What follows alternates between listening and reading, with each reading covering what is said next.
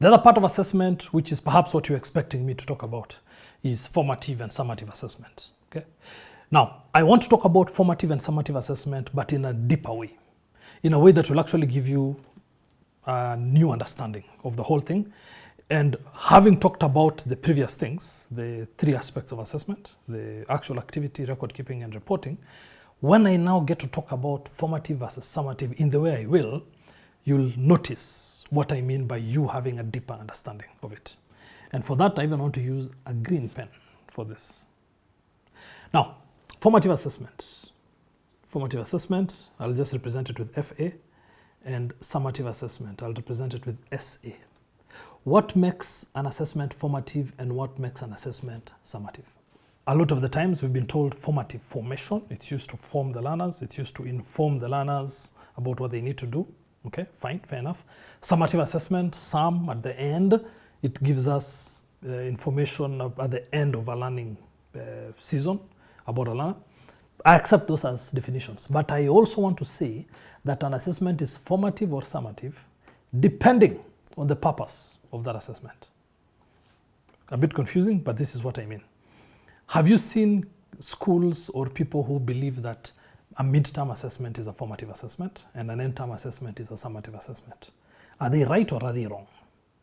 Have you seen the National Exam Council telling you to do an assessment, an exam really, and upload it to their platform, the NEC platform, and for them to call that exam a formative assessment? Yet for you in school, you would call it a summative assessment. Okay, so how come? That's what I mean by an exam, an assessment is formative or summative, first of all, depending on the purpose of that exam.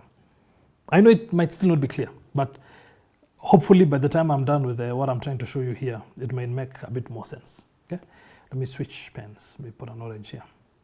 Let's start with the levels. So you've seen this table I've drawn on the column formative assessment, summative assessment.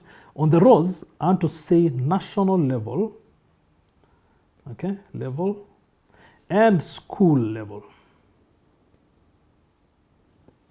Two levels there. At national level, what is the summative assessment? At national level. Here I know there's no debate. I know you accept that KIPSEA, the one done in grade 6, is a summative assessment at national level. That one I know you accept. I also know you accept that something called the Kenya Middle Years Assessment. Okay, have we done it yet? Is also a summative assessment. This one by this is yet to come. It will be in grade 9. And an assessment called the Kenya Early Years Assessment, grade 3, is also a summative assessment at national level. Okay, how are this? Of what type are they? These were just the type of exams. Okay, it's literally an exam paper that you do. So they are summative in nature. The purpose, sorry, is summative. Okay, but they are exams in nature. At national level, the formative assessment is what they normally call the school-based assessments. Let me just abbreviate it with SBA, the school-based assessments. Those are the ones that you do maybe at the end of grade 4, 5, and upload onto the platform so that it is used as the formative part. And remember, in the NEC regulations, they say 60% of a child's assessment should be based on formative assessment and 40% should be based on summative assessment to make up the 100% of the learner. This, you agree with me, this is something you participate with. You participate in every day.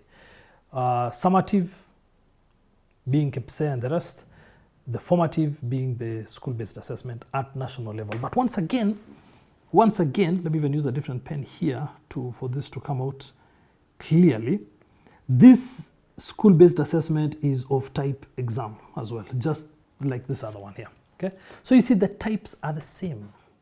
They're all written exams, but one is considered formative, the other is considered summative. This is what I mean by the first thing that makes an assessment formative or summative is the purpose for which it is done or it is used for. Now, at the school level, let me switch back to orange. At the school level, what is a summative assessment? Once again, depending on your school, but for the majority of schools, end-term exam is a summative assessment. Mid-term exam is a summative assessment because it's at the end of the term or at the middle point of the term. You want to check where somebody is. Of what type are they? Okay. Once again, the type here for most of the time is of type exam. Unless you are in like PP2, PP1, in some schools where they don't do exams, they use other methods, okay, to do these assessments. But I can, you sort of can agree with me about this and how it looks like. And formative assessments now is what? What would qualify as a formative assessment at school level? So it's what you do every day, what you would call rubrics. But by now you know that the rubric is the method of keeping the rubric is the method of keeping the record of the assessment. Okay, it's not like the assessment in itself. So it can be rubrics, it can be the what you would call projects, which can be kept in portfolios. Okay, ignore my handwriting. That way, you get the point. Okay, so you've seen this table. And I hope this table sort of gives you this deeper perspective. I don't want you to understand it in a simplistic way.